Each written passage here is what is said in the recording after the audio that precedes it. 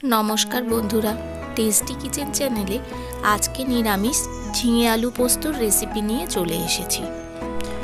সবার প্রথমেই 3টে ঝিঙে আর 3টে আলু টুকরো করে কেটে রেখে দিয়েছিলাম। তারপর কড়াই তেল গরম করে কালো জিরে আর একটু হলুদ দিয়ে আলুর টুকরোগুলো তুলে দেব। আলুটা অল্প নাড়াচাড়া করে ভেজে নিয়ে তাতে কেটে রাখা ঝিঙের টুকরোগুলো দিয়ে দেব।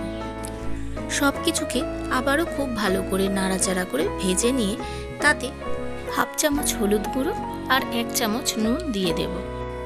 হলুদের কাঁচা গন্ধ যতক্ষণ না চলে যায় ততক্ষণ ভালো করে ভেজে নেব।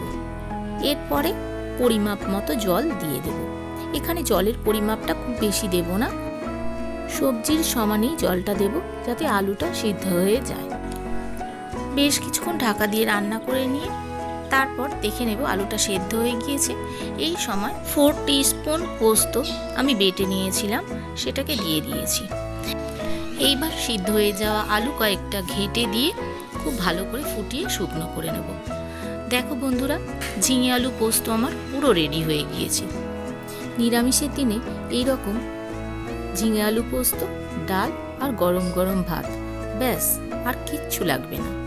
তোমাদের আমার এই রেসিপিটা কেমন লাগলো অবশ্যই একটা কমেন্ট করে জানিও।